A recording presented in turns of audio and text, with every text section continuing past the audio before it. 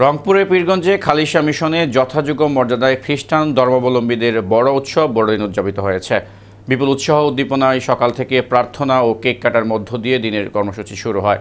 যিশু খ্রিস্টের জন্মের এই দিনকে বড়দিন হিসেবে উদযাপন করছেন তারা। সকালে ও রাতে বিভিন্ন গির্জায় বাইবেল পাঠ, প্রার্থনা, সঙ্গীত, কীর্তন প্রতিযোগিতা এবং পুরস্কার বিতরণ কর্মসূচি রয়েছে। খালিশা মিশনের সভাপতি ফিলিপ লার্কা বলেন, আমরা হিন্দু, খ্রিস্টান, মুসলিম ভাই আমরা কোনো সংঘাত চাই না। পীরগঞ্জ থানার অফিসার ইনচার্জ এম.এ. ফারুক মিয়া বলেন, খালিশা মিশনে আইনশৃঙ্খলার পরিস্থিতি স্বাভাবিক রয়েছে।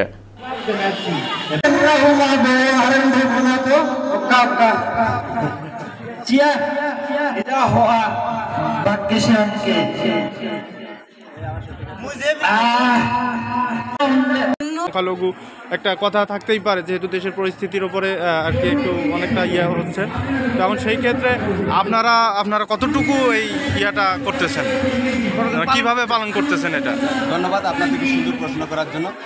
আমরা ক্ষুদ্র নৃতাত্ত্বিক বা খ্রিস্টান সম্প্রদায়ের লোক, আমরা খুব শান্তিপূর্ণভাবে এই অনুষ্ঠানটা উদযাপন করছি। পীরগঞ্জের মধ্যে এটা সর্ববৃহৎ একটা ক্যাথলিক চার্চ। এখানে আমরা আনন্দঘন পরিবেশে আমরা উদযাপন করছি। ইতিমধ্যেই একজন